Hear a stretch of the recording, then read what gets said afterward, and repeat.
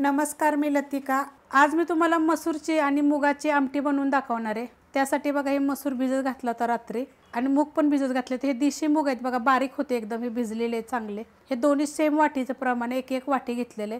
हे जे कालवून दाखवणार आहे ती 5 ते 6 माणसांना पुरेल अशा पद्धतीत। आता ह्याला मी स्वच्छ धुवून घेते। स्वच्छ धुवून घेतलेले त्यामध्ये पाणी टाकायचं, अर्धा ग्लास पाणी टाकलेले आणि थोडंसं एकदम मीठ टाकायचं, म्हणजे हे शिजल्यानंतर चवीला छान लागतं। आणि ह्या कुकरला मी 4 शिट्ट्या करून घेणार आहे मीडियम गॅसवर। मूग आणि मसूर शिजवून घेतलेत बघा, असे शिजवायचे, एकदम सॉफ्ट झाले पाहिजे बघा, किती बघा सॉफ्ट झालेत अशा पद्धतीत।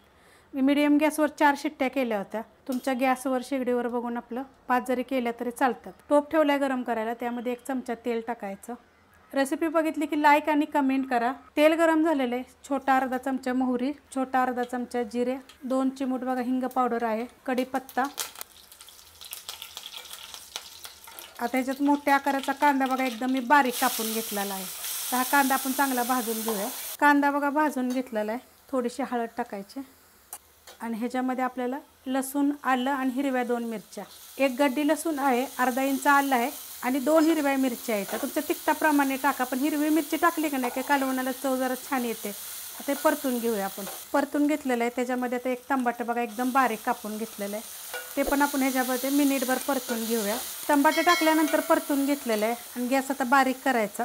ह्याच्यामध्ये मिरची पावडर 1.5 चमचा टाकली, नुसती मिरची पावडर आहे, तुमच्या तिखटाप्रमाणे टाका। आणि 1 चमचा गरम मसाला पावडर, ह्याची पण रेसिपी टाकलेली आहे, मिरचीची पण रेसिपी टाकली मिरची पावडरची। तर हे हळू परतून घेऊया आपण। मिक्स करून घेतले, तर ह्याच्यामध्ये चवीनुसार मीठ, आपण शिजवताना पण थोडंसं मीठ टाकलेलं आहे, ते लक्षात घेऊन मीठ टाका, पण मीठ जरूर टाका आता शिजवताना। आता हे आपण टाकून घेऊया आणि आता हे मिक्स करून घेऊया। मिक्स करून घेतलेलं आहे आणि हे आपण बारीक गॅस केला होता, तर मीडियम गॅस करूया। त्याच्यामध्ये बघा हे हलकं कोमट पाणी आहे, ज्यात मी शिजवलेलं ना त्यातच मी थोडंसं पाणी कोमट करून घेतलेलं आहे। तुम्हाला आता किती कालवण करायचे त्याप्रमाणे आपण ह्याच्यामध्ये पाणी टाकून घेऊया।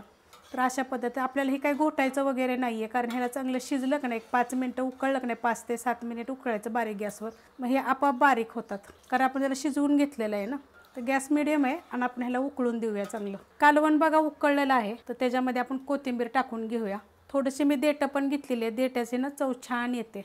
आणि ह्याला आता उकळून देऊया चांगलं आपण, मस्त लागते, तुम्ही करून बघा, भाताबर, भाकरीबर, चपातीबर खायला 1 नंबर लागते। आता ह्याला आपण शिजवून देऊया चांगलं। कोथिंबीर टाकल्यानंतर पण बघा मी 5 ते 7 मिनिट उकळलेलं आहे चांगलं, आणि एवढं होतं आटलेलं आहे बघा थोडंसं। तर अशा पद्धतीत होतं आणि हे बघा आपलं असं झालेलं आहे कालवण, मस्त लागतं, करून बघा अशा पद्धतीत।